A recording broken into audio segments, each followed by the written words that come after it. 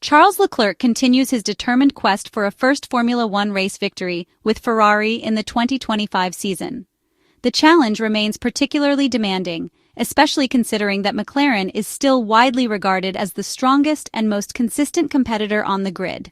Nevertheless, overtaking opportunities at the Hungaroring are difficult, but not entirely out of the question, and the Ferrari team from Maranello appeared to have a concrete opportunity to achieve their long-awaited objective, provided that everything was executed flawlessly during the Grand Prix. On the other hand, seven-time world champion Lewis Hamilton was once again forced to prepare for a race of damage limitation, attempting yet another comeback after a frustrating and difficult start to his weekend.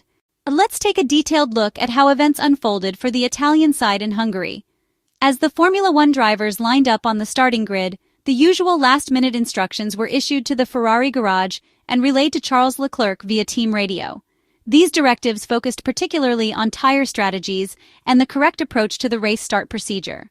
For the time being, the weather conditions remained favorable and stable, although there was still uncertainty about whether this would hold throughout the duration of the Hungarian Grand Prix. All technical checks on the SF25 car driven by Charles Leclerc were successfully completed.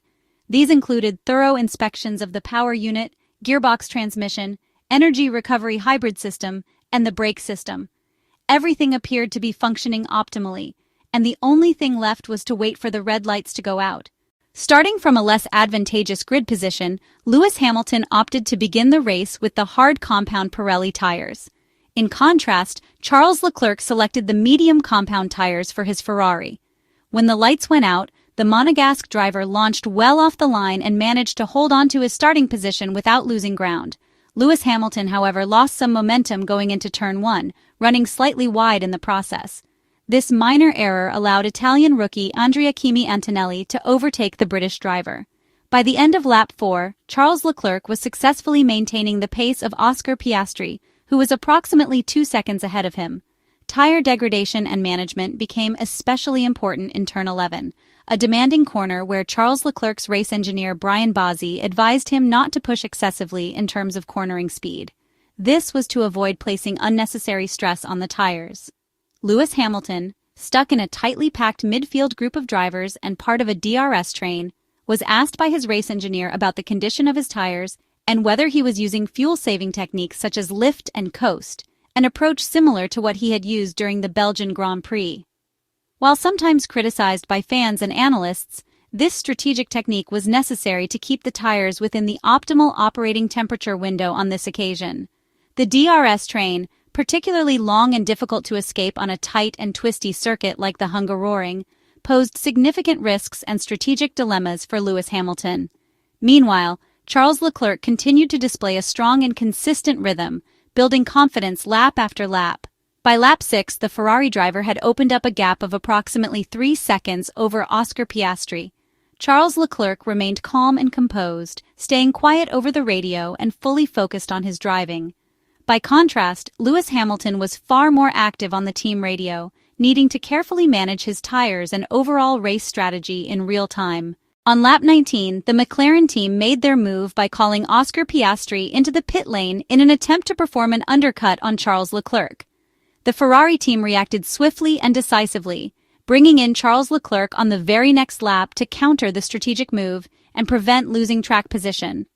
The Italian team's decision proved effective and Charles Leclerc rejoined the track still ahead of the Australian driver.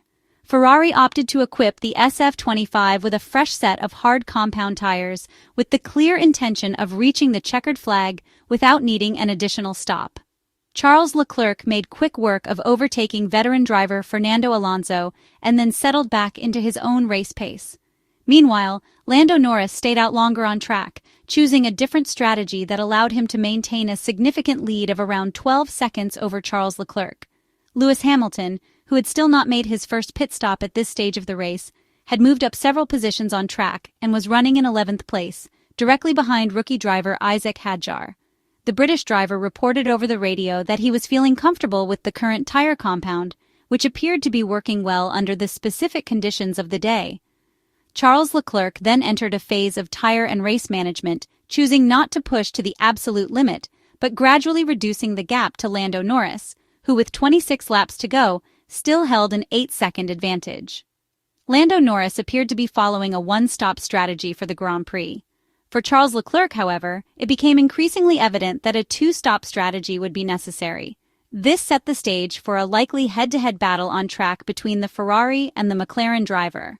During this phase of the race, Charles Leclerc's radio communications revealed growing frustration. He complained that several previously discussed issues had not been addressed or corrected by the team.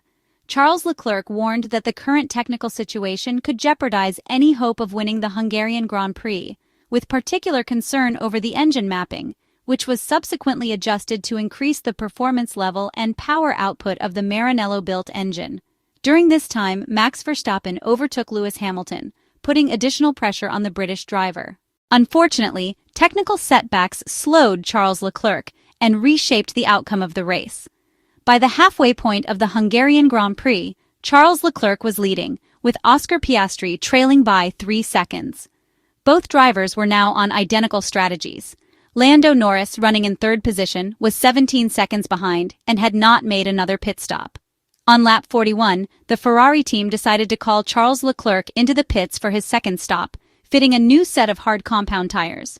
Oscar Piastri stayed out on track for an additional 3 laps before making his stop.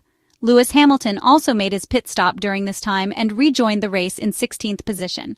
By lap 46, Lando Norris had taken over the lead of the Grand Prix, with Charles in second place and trailing by just over 7 seconds. However, lapped traffic and slower cars began to hinder the Monegasque driver's progress. Due to poor timing from the Ferrari pit wall, Charles Leclerc found himself caught behind backmarkers at a critical point in the race. According to the Monegasque, this unfortunate situation cost him around 5 seconds in total race time. Lewis Hamilton continued his quiet and uneventful race, running in 15th position. He admitted via team radio that he was unclear about what the team expected from him at that stage. Nevertheless, the British driver managed to overtake Esteban Ocon and Pierre Gasly, moving up to 13th. On lap 51, Oscar Piastri made his move and overtook Charles Leclerc, as the Ferrari driver could no longer match the rapid pace of the McLaren cars. In response, Charles Leclerc once again vented his frustrations over the radio. The Monegasque driver stated openly that he would have chosen a different strategic approach had he been fully informed about the technical issue affecting his SF25 chassis. At this point, his Ferrari had become almost undrivable, and simply finishing on the podium would now represent a satisfactory outcome given the circumstances. Aggressive fuel-saving measures, including severe liftoff techniques, further compromised his pace, leaving Charles only able to push when George Russell began to close in behind him. However, Charles Leclerc's efforts to defend his position were short-lived. George Russell's Mercedes eventually passed him. To make matters worse, Charles Leclerc received a 5-second time penalty from the race stewards for an overly aggressive defensive maneuver earlier in the race. The exact reasons behind Leclerc's performance drop remained unclear during the Grand Prix, but were clarified afterward. Charles cited chassis problems as the main cause, while Ferrari team principal Fred Vasseur also raised the possibility of incorrect tire pressure settings being a contributing factor. To start from pole position and finish only in 4th place was a painful result for Charles. For Lewis, the outcome was equally frustrating. He finished the race in 12th place, the same grid slot he had started from. It was a challenging and disappointing weekend for both high-profile drivers. Now begins the mandatory 3-week summer break enforced by the FIA, during which all Formula One teams must shut down their factories. This enforced pause will offer Ferrari a crucial window to analyze their errors, regroup, and return to the Dutch Grand Prix at Zandvoort with more solid preparation, refined strategies, and hopefully better results.